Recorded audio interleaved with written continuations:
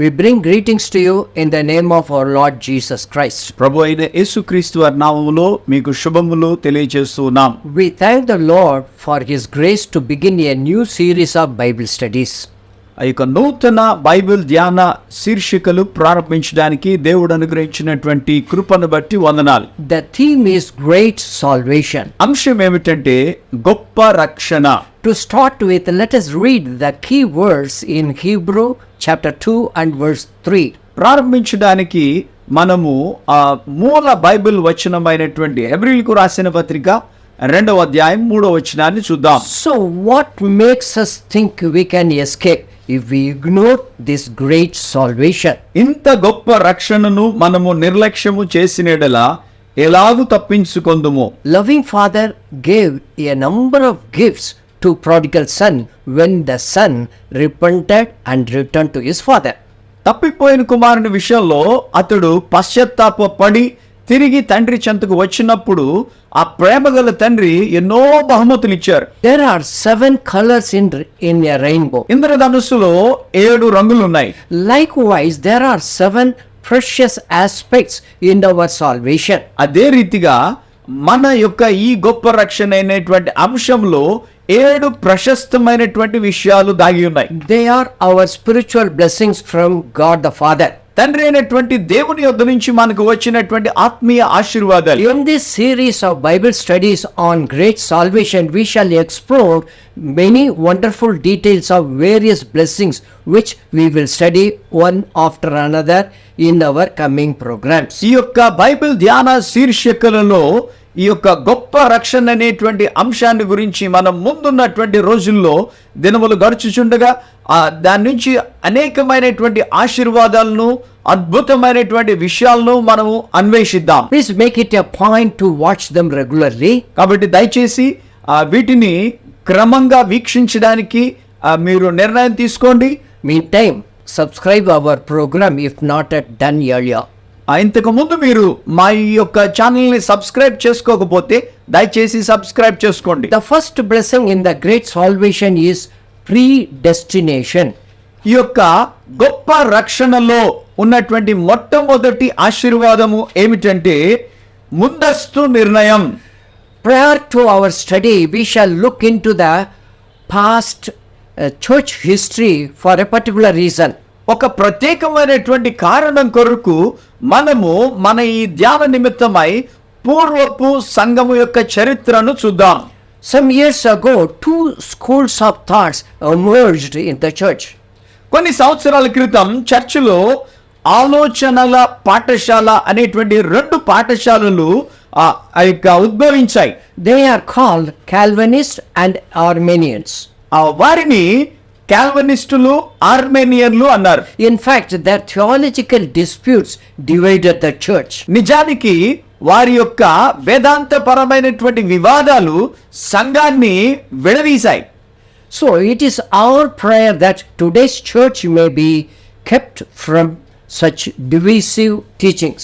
కాబట్టి నేటి సంఘములో మన యొక్క ప్రార్థన ఏమిటంటే తప్పుడు బోధలు, మోసపూరితమైన బోధనలు, వేరు చేసే వేర్పాటు బోధనల నుంచి మనము రక్షించబడాలని ప్రార్థించాలి. May the Spirit of God lead us to unity and strength. కాబట్టి దేవుని ఆత్మ మనలను ఆ యొక్క ఐక్యతలోనికి నడిపించి మనలను బలపరుచును గాక. Beloved, it is beneficial to remember attributes of God before we begin our study on predestination. ప్రియమైన వారలారా, మనము ఈ యొక్క ముందస్తు నిర్ణయం లేక ముందస్తు తీర్మానించబడినటువంటి ఈ అంశాన్ని మనం ధ్యానం చేయడానికి ముందుగా దేవుని యొక్క గుణ లక్షణాలను మనము జ్ఞాపకం చేసుకోవడం ఎంతైనా మంచిది. Eternal God is the creator of the universe. నిత్యుడైనటువంటి దేవుడు ఆయన ఈ యొక్క విశ్వమంతటికి సృష్టికర్త. He is the sovereign king, and so his plans and purposes cannot be questioned.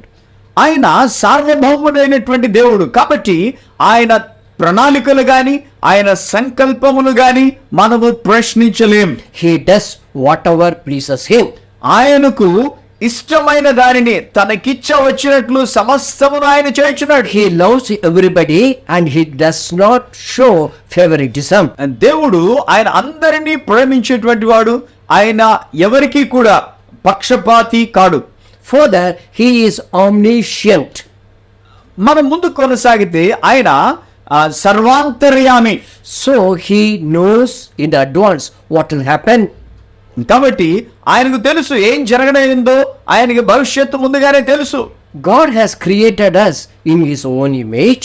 దేవుడు తన స్వరూపము చొప్పున మనలను సృష్టించారు. He has honored the human beings with the gift of free will. ఆయన మానవ జాతిని, మానవులను ఆయన ఒక బహుమానము చేత స్వచిత్తము లేక స్వేచ్ఛా సంకల్పము అనేటువంటి బహుమానము చేత ఆశీర్వదించాడు. The Lord persuades the people, but he does not force a person to obey him.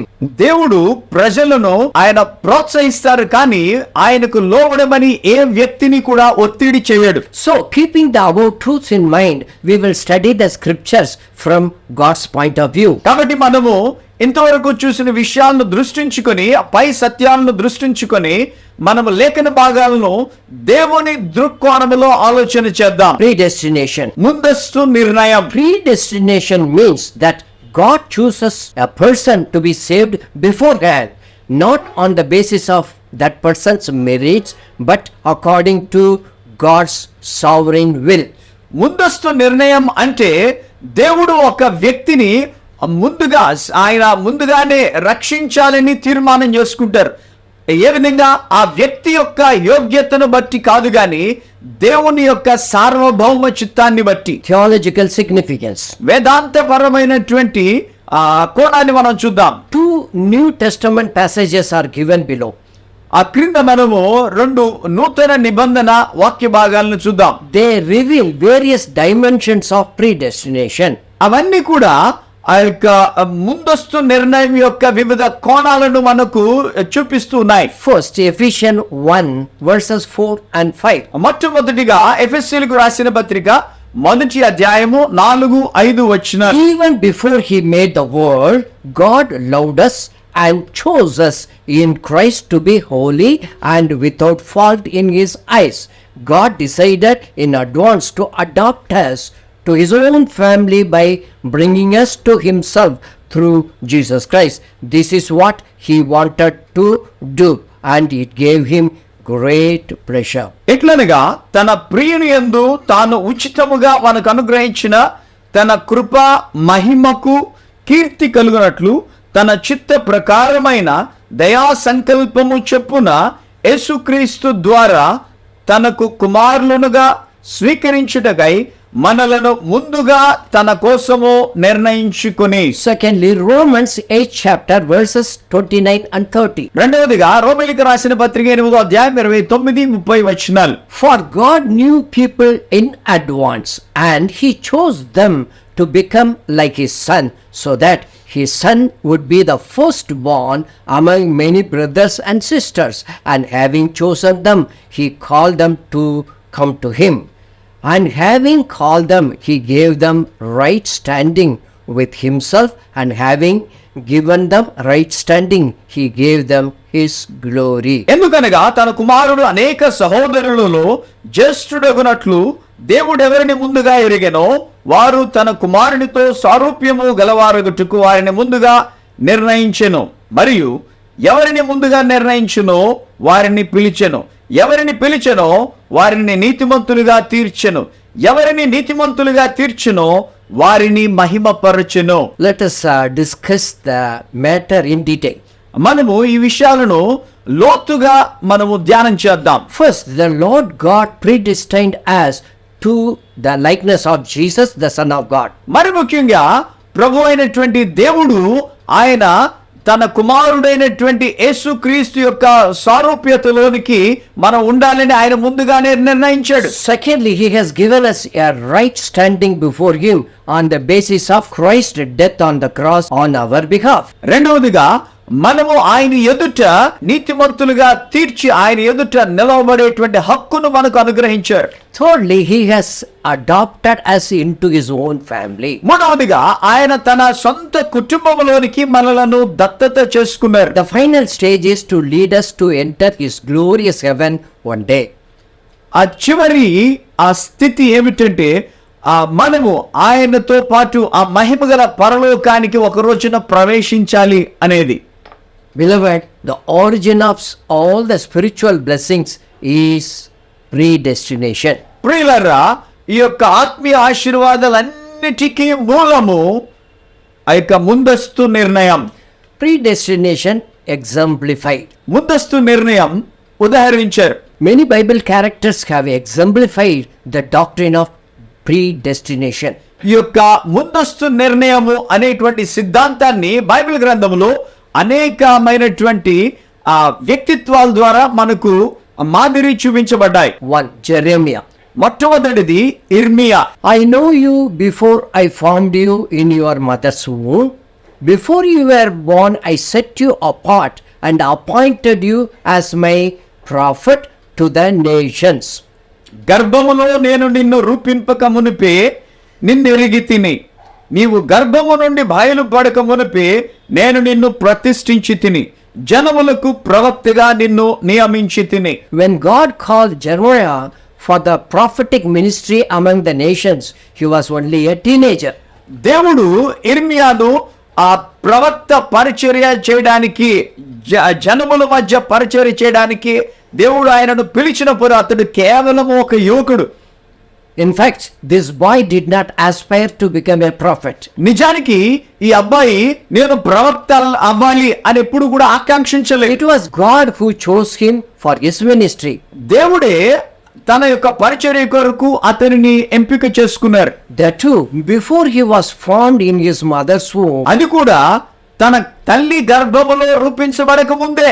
Is it not amazing? చూడండి, ఇదెంత ఆశ్చర్యం. Second, Jacob. రెండవదిగా యాకోబు.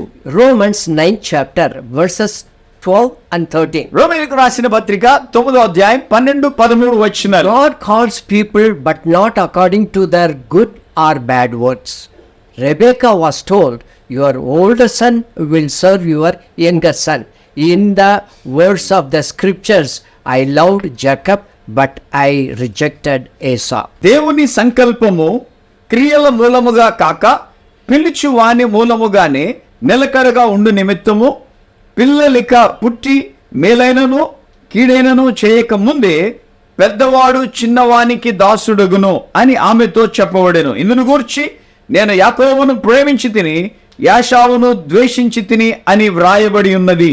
God raised Jacob, the second son, to become the forefather of the nation Israel. దేవుడు యాకోబును ఎంపిక చేసుకున్నాడు, చిన్న కుమారుని ఎంపిక చేసుకుని ఆ యొక్క జనాంగములకు తండ్రిగా ఆయన్ను చేశాడు. The choice was not on merit basis. ఈ యొక్క ఎంపిక అనేది వారి యొక్క యోగ్యతను బట్టి తీసుకోలేదు. Instead, Jacob was chosen according to God's sovereign will. దేవుని యొక్క సార్వభౌమ చిత్తాన్ని అనుసరించి యాకోబును ఎంపిక చేసుకున్నారు. The first son, Esau, did not get that high position because God himself rejected him. ఆ మొదటి కుమారుడైన జ్యేష్ఠ కుమారుడైనటువంటి యాషావుకు ఆ యొక్క ఉన్నత స్థితి కలగలేదు, ఎందుకంటే దేవుడు వానిని ద్వేషించాడు. We submit to the decision of our sovereign king. మనము మన యొక్క సార్వభౌమ ఆ రాజుకు మనము మన నిర్ణయాలను అప్పగించుకోవాలి. Third, మూడవదిగా disciples of Jesus. యేసు ప్రభువారి శిష్యులు. John 15 and 16. యోహాను సువార్త 15వ అధ్యాయం 16వ వచనం. You did not choose me, I chose you.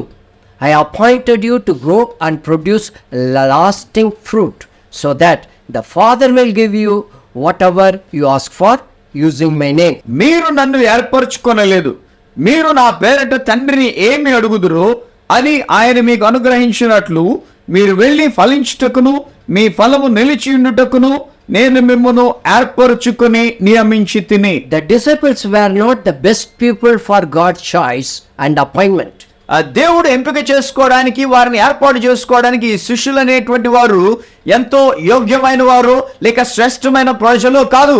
But our Trinitarian God has chosen them. కానీ మన త్రిత్వమైనటువంటి దేవుడు వారిని ఎంచుకున్నారు. 4. నాలుగవదిగా Paul. Paul. Acts 22nd chapter 14 and 15 verses. అపోస్తలుల కార్యాలు 22వ అధ్యాయం 14-15 వచనాలు. God of our ancestors has chosen you to know his will and to see the righteous one and hear him speak, for you are to be his witness, telling everyone what you have seen and heard. అప్పుడతడు మన పితరుల దేవుడు తన చిత్తమును తెలుసుకొనుటకును ఆ నీతిమంతుణ్ణి చూచుటకును ఆయన నోటి మాట వినుటకును నిన్ను నియమించినాడు. నీవు కన్న వాటిని గూర్చి విన్న వాటిని గూర్చి సకల మనుషులు ఎదుట ఆయనకు సాక్షివయుండు. And Galatians 1:15.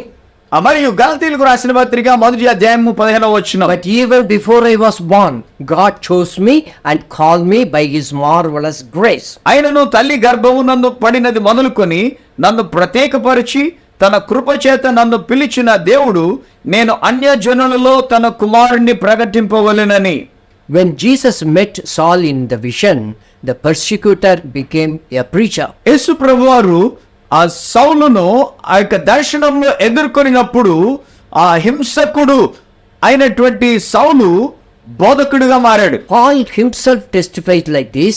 పౌలు తనంతట తానే ఈ విధంగా సాక్ష్యమిస్తున్నాడు. God called me by his marvelous grace. దేవుడు తన అద్భుతమైనటువంటి కృప చేత నన్ను పిలిచారు. So the doctrine of predestination teaches us that God's special favor was upon Paul. కాబట్టి ఈ యొక్క ముందస్తు నిర్ణయము అనేటువంటి సిద్ధాంతము మనకు బోధిస్తున్నది ఏమిటంటే దేవుని యొక్క ప్రత్యేకమైనటువంటి ఆయన కటాక్షము పౌలు మీద ఉంది. So he is with you and me. Praise the Lord. అదే విధంగా నీ విషయంలో నా విషయంలో కూడా వర్తిస్తుంది. దేవునికి స్తోత్రం. 5. ఐదవది Gentile believers. అన్యజనులైనటువంటి విశ్వాసులు. Acts 13 and 48. అపోస్తుల కార్యాలు 13వ అధ్యాయము 48వ వచనం. When the Gentiles heard this, they were very glad and thanked the Lord for his message, and all who were chosen for eternal life became believers. అన్యజనులు ఆ మాట విని సంతోషించి దేవుని వాక్యమును మహిమపరచిరి మరియు నిత్య జీవనముకు నిర్ణయింపబడిన వారందరూ విశ్వసించిరి. This verse tells us that these particular Gentiles were chosen by God for eternal life. ఈ వచనం మనకేమి చెబుతుందంటే ఈ ప్రత్యేకమైనటువంటి అన్యజనులు ఆ యొక్క నిత్య జీవము కొరకు దేవుడు ఏర్పరచుకున్నారు. Their obedience to the gospel message is only the proof of God's choice. సువార్తకు వారు చూపినటువంటి విధేయతే వారు దేవుడు ఎంపిక చేసుకోవడానికి రుజువు. Surprisingly, the Bible is silent about other Gentiles. ఆశ్చర్య రీతిగా మిగిలినటువంటి అన్యజనుల విషయంలో బైబిల్ గ్రంథంలో ఏమాత్రం రాయబడి లేదు. So, we should stop with this. కాబట్టి మనం దీంతో ఆపివేయాలి. Our own speculations and theories are not acceptable. కాబట్టి మన సొంత ఆలోచనలు, మన తలంపులు, మన సిద్ధాంతాలు ఇక్కడ అంగీకరించబడవు. Free will. స్వచిత్తము. Before we study the Bible teaching on free will in detail, let me give you a suitable example. ఈ యొక్క స్వచిత్తము లేక స్వేచ్ఛ సంకల్పాన్ని మనము లోతుగా ఈ బైబిల్ ధ్యానము చేయక ముందు మీకు ఒక ఉదాహరణ ఇస్తాను. Two parallel lines will never meet together. రెండు సరళ రేఖలు ఎప్పుడు కూడా కలువవు. Take for instance, ఉదాహరణకు there are two lines in the same railway track. ఒక రైలు పట్టాల్లో మనం చూస్తే పట్టాల్లో రెండు పట్టాలు ఉంటాయి. They are running parallelly. అవి ఒకే రీతిగా సరళమైన రీతిలో పయనిస్తూ ఉంటాయి. There is no place where these two lines can be made as one line. ఈ రెండు పట్టాలు కూడా ఒక గీతగా ఎప్పుడూ మారవు. Friends, the Bible presents both the predestination and free will as two distinct doctrines. స్నేహితులారా, ఈ బైబిల్ గ్రంథంలో ఈ యొక్క ముందస్తు నిర్ణయం మరియు స్వేచ్ఛ సంకల్పం అనేవి రెండు వేరైనటువంటి ప్రత్యేకమైన సిద్ధాంతాలుగా చూపిస్తుంది. We know, turn to the Bible teaching about free will. ఇప్పుడు మనం ఈ యొక్క స్వేచ్ఛ సంకల్పము లేక స్వీయ చిత్తం గురించి ఆ బైబిల్ ధ్యానంలోనికి వెళదాం. Free will is defined as man's personal liberty. Either he can choose Christ as his own personal savior or reject him. ఈ యొక్క స్వచిత్తము అనేది ఏ విధంగా వివరించబడిందంటే అది మానవుని యొక్క వ్యక్తిగతమైనటువంటి స్వేచ్ఛ. అతడు క్రీస్తును తన సొంత రక్షకుడిగా అంగీకరిస్తాడా లేక క్రీస్తును తృణీకరిస్తాడా అనేది అతని స్వీయ చిత్తం. We give below two important spiritual truths that guide us to understand the significance of free will. మన ధ్యానంలో ముందుకు వెళ్లే కొలది రెండు ప్రాముఖ్యమైనటువంటి ఆత్మీయ సత్యాలను మనము అర్థం చేసుకుని గ్రహించి ఈ యొక్క స్వచిత్తము స్వీయ సంకల్పము యొక్క ప్రాముఖ్యతను తెలుసుకుందాం. 1. మొట్టమొదటిది, God loves all the people on the earth. దేవుడు ఈ భూమి మీద ఉన్న ప్రజలందరినీ ప్రేమిస్తున్నారు. John 3:16 says, యోహాను సువార్త 3:16 చెబుతుంది, For God loved the world so much that he gave his one and only Son, that everyone who believes in him will not perish but have everlasting life. దేవుడు లోకమును ఎంతో ప్రేమించెను కాగా ఆయన తన అద్వితీయ కుమారునిగా పుట్టిన వాని యందు విశ్వాసముంచు ప్రతివాడును నశింపక నిత్య జీవం పొందునట్లు ఆయనను అనుగ్రహించెను. Here let us underscore the phrase, everyone who believes. ఇక్కడ మనం ఒక విషయాన్ని గమనించి మనం గుర్తించాలి. ఏమిటంటే ఆయన యందు విశ్వాసముంచు ప్రతివాడును. John the Baptist showed Jesus to the people and declared like this. బాప్తిస్మిచ్చి యోహాను యేసు ప్రభు వారిని చూపించి ప్రజలకు ఈ విధంగా ప్రకటిస్తూ ఉన్నాడు. Look, the Lamb of God who takes away the sin of the world. ఇదిగో లోక పాపమును మోసుకొని పోవు దేవుని గొర్రె పిల్ల. 2 Peter 3:9 says, పేతురు రాసిన 2వ పత్రిక 3:9 She does not want anyone to be destroyed, but wants everyone to repent. ఎవడును నశింపవలెనని ఇచ్చయింపక అందరూ మారు మనసు పొందవలెనని కోరుతూ ఉన్నారు ఆయన. All in 1 Timothy 2:3 and 4 teaches the same truth. పౌలు గారు తిమోతికి రాసిన 1వ పత్రిక 2వ అధ్యాయం 3, 4, 5 వచనాల్లో ఈ విధంగానే చదువుతున్నారు. This is good and pleases God our Savior, who wants everyone to be saved and to understand the truth. ఇది మంచిదియు మన రక్షకుడగు దేవుని దృష్టికి అనుకూలమైనదియు నై ఉన్నది. ఆయన మనుషులందరూ రక్షణ పొంది సత్యమును గూర్చిన అనుభవ జ్ఞానము గలవారై ఉండవలెనని ఇచ్ఛయించుచున్నాడు. So none is too sinful that the blood of Christ cannot cleanse his sin. కాబట్టి ఎవరు కూడా యేసు రక్తము కడగలేనంత శుద్ధి చేయలేనంత పాపాత్ములు లేరు. No one is too far that the shadow of Christ's cross cannot touch him. క్రీస్తు యొక్క సిలువ నీడ తాకలేనంత దూరముగా కూడా ఏ పాపి లేడు. Secondly, రెండవదిగా God has created man in his own image. దేవుడు మానవుణ్ణి తన స్వరూపమందు తన సొంత రూపములో సృష్టించారు. He has honored him with the gift of free will. ఆయన ఈ యొక్క స్వేచ్ఛ సంకల్పము స్వచిత్తము అనేటువంటి బహుమానాన్ని ఇచ్చారు. By this, a human being has the right of choosing Jesus as his personal savior or reject him. దీని ద్వారా ఒక మానవుడు ఆ యేసు ప్రభువారిని తన సొంత రక్షకునిగా అంగీకరించేటువంటి హక్కు ఉంది, లేక తృణీకరించే హక్కు, లేక తిరస్కరించే హక్కు కూడా ఉంది. No doubt the preaching of the gospel to an individual or a crowd is God's personal invitation to receive Jesus as God's precious gift. ఒక వ్యక్తికి సువార్త వ్యక్తిగతంగా గాని ఒక సమూహముగా గాని దేవుని సువార్త ప్రకటించబడినప్పుడు అది వ్యక్తిగత ఆహ్వానముగా అతడు స్వీకరించాలి. అది దేవుని యొక్క గొప్ప బహుమానము. ఇందులో ఏమాత్రం కూడా అనుమానం లేదు. But God does not force a person to do so. కానీ దేవుడు ఏ వ్యక్తిని కూడా ఎంత మాత్రము ఒత్తిడి చేయరు. Remember, a human being is not a robot. జ్ఞాపకం ఉంచుకోండి, మానవుడు ఏమాత్రం కూడా ఒక యంత్రం వంటి వాడు, రోబోట్ వంటి వాడు కాదు. So man is responsible for his own salvation. కాబట్టి మానవుడు తన సొంత రక్షణ కొరకు తానే బాధ్యుడు. As Bible says, how can he escape if he ignores the great salvation? Bible గ్రంథం చెప్పినట్లుగా ఎంత గొప్ప రక్షణను నిర్లక్ష్యము చేసిన యెడల అతడు ఎలాగూ తప్పించుకొనెను. To substantiate these precious truths in relation to free will, let us read the following 2 verses.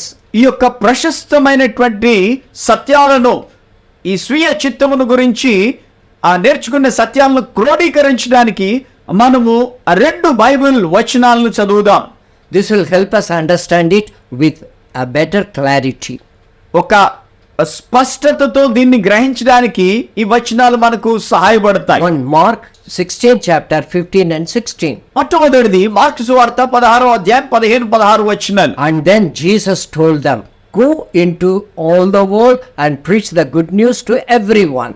Anyone who believes and is baptized will be saved. మరియు మేము సర్వలోకమునకు వెళ్ళి సర్వ సృష్టికి సువార్తను ప్రకటించుడి. నమ్మి బాప్తిసం పొందినవాడు రక్షింపబడును, నమ్మని వానికి శిక్ష విధింపబడును. This great commission has been given by our Lord Jesus to the church. ఈ యొక్క గొప్ప పిలుపు సంకల్పము యేసు ప్రభు వారి ద్వారా సంఘానికి ఇవ్వబడింది. Because souls are so precious in the sight of God, we should carry the gospel even to the lost man who is yet to hear the good news. ఎందుకంటే ఆత్మలు అనేవి దేవుని దృష్టిలో ఎంతో ప్రశస్తమైనవి. మనము ఎవరైతే సువార్త విననటువంటి వారు ఉన్నారో ఆ యొక్క వ్యక్తి చెంతకు, చివరిగా ఉన్నటువంటి వ్యక్తి చెంతకు కూడా మనము సువార్తను మోసుకొని పోవాలి. Never forget, bringing the good news of Jesus Christ to the sinners is our responsibility. ఆ పాపులైనటువంటి వారి యొద్దకు సువార్తను తీసుకుని వెళ్ళడం అనేది మన బాధ్యత అని ఎన్నడూ మరువకండి.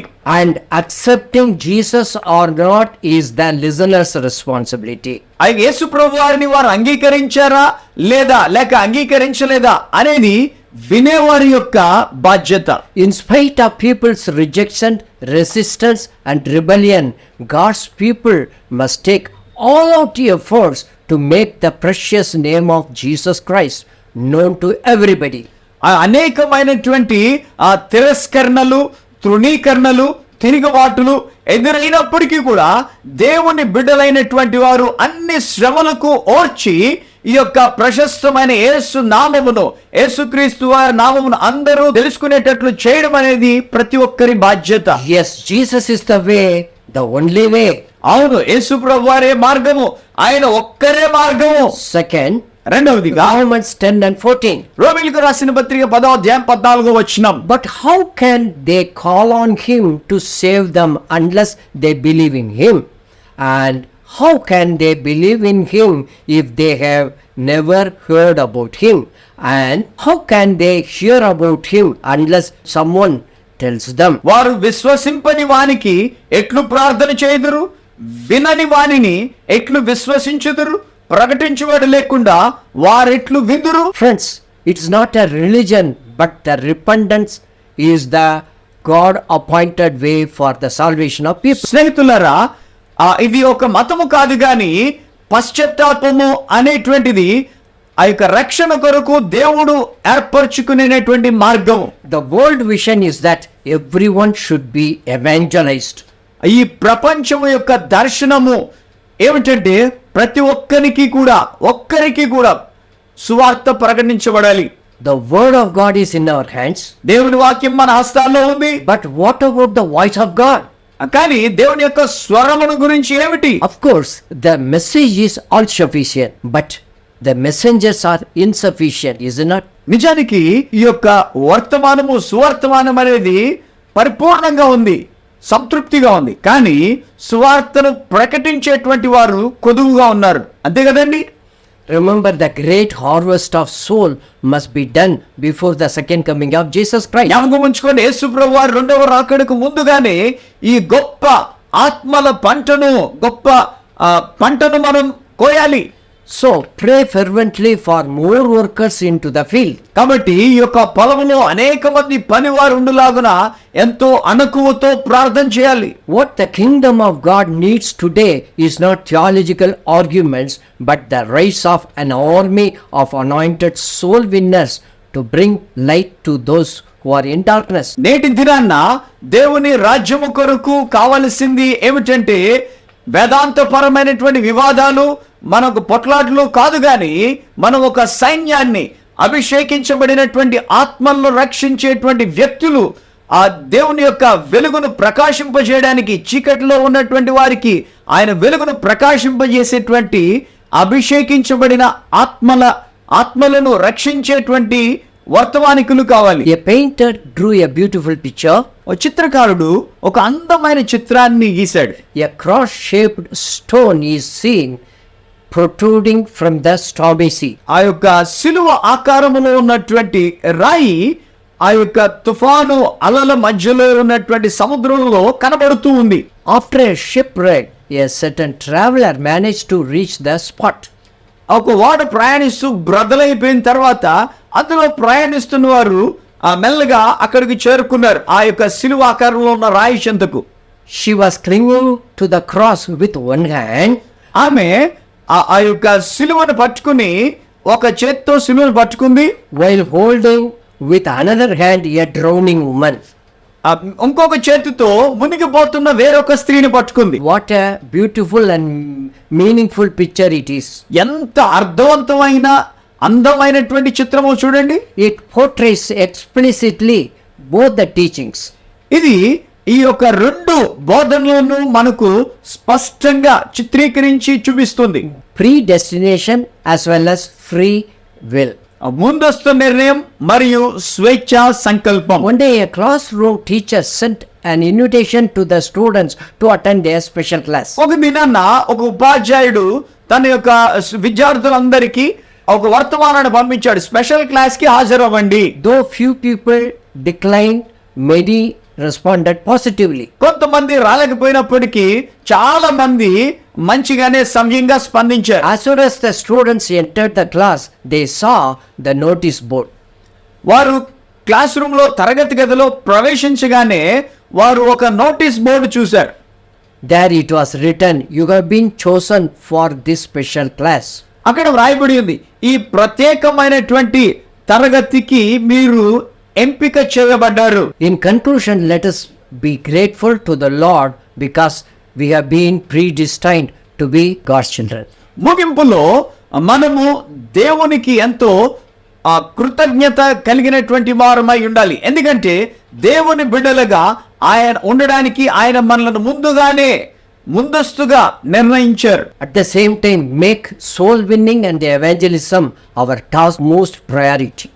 అదే సమయంలో ఆత్మల రక్షణ సువార్తీకరణ అనేది మనకు అత్యంత ప్రాముఖ్యమైనటువంటి అంశముగా మనం చేసుకోవాలి. Let this be our constant prayer. కాబట్టి ఇది మనము ఎడతెగని ప్రార్థనగా మనకు ఉండాలి. May your kingdom come. ప్రభువా నీ రాజ్యము వచ్చును గాక. God bless you. దేవుడు మిమ్మల్ని దీవించును Shall we గాక. pray? ప్రార్థించుకుందామా? Our gracious Father, we thank you for this wonderful lesson that we have learned from your word. మా కృపగల తండ్రి, ఈ అద్భుతమైనటువంటి పాఠాన్ని మీ వాక్యములో నుంచి మాకు నేర్పించినందులకై మీకు వందనాలు. You have chosen us, Lord, even before the world began. తండ్రి, ఈ సృష్టి ఆరంభానికి ముందే నాయన మీరు మమ్మల్ని ఎంపిక చేసుకున్నారు. This is beyond our understanding. తండ్రి, మా గ్రహింపునకు మేము అర్థం చేసుకోలేనటువంటిది నాయన, మా గ్రహింపుకు అందనిది. The only way to respond to your predestination is to love you and obey you and, oh Father, worship you. తండ్రి, మీ యొక్క ముందస్తు నిర్ణయాన్ని మేము గ్రహించడానికి ఏకైక మార్గము మేము మిమ్మల్ని ప్రేమించడము నాయన, మీకు లోబడము నాయన, మీకు లోబడి నడుచుకొనడం, మిమ్మల్ని ఆరాధించడం. Help us, oh Father, to feel our responsibility. తండ్రి, మా బాధ్యతలు మేము అనుభవించగలిగేటట్టు మాకు సహాయం చేయండి. Give us your grace to have great burden for the perishing souls. తండ్రి, ఆ యొక్క నశించిపోతున్నటువంటి ఆత్మల రక్షణార్థమై గొప్ప భారమును మాకు దయచేయండి. Help us, oh Father, to find opportunities to preach the gospel and pray for the people who are in darkness. తండ్రి, మేము ఆ యొక్క సువార్త ప్రకటించడానికి అనేక అవకాశాలను మేము నాయన వెతుక్కోగలిగేటట్టు మాకు సహాయం చేయండి. అంత మాత్రమే కాదు, చీకటిలో ఉన్నటువంటి వారిని రక్షించగలిగేటువంటి, వెలుగులోనికి నడిపించగలిగేటువంటి కృపను దయచేయండి. Bless all those who are watching our program. తండ్రి, మా ఈ యొక్క కార్యక్రమాన్ని వీక్షిస్తున్నటువంటి వారిని అందరినీ మీరు Help ఆశీర్వదించండి. them, Lord, to understand the difficult subject of Father with clarity. తండ్రి, ఈ యొక్క సంక్లిష్టమైనటువంటి అంశాన్ని ఎంతో స్పష్టముగా వారు గ్రహించలాగున కృప Let చూపించండి. your Holy Spirit lead us into all truth. తండ్రి, మీ యొక్క పరిశుద్ధాత్ముడు మమ్మల్ని సర్వ సత్యములోనికి నడిపించని. Bless their families. తండ్రి, వారి కుటుంబాలను దీవించండి, Bless their future. వారి భవిష్యత్తును దీవించండి. In Jesus' name we offer this prayer. యేసు నామమున ఈ యొక్క ప్రార్థన సమర్పిస్తున్నాము తండ్రి. Amen. ఆమేన్. నా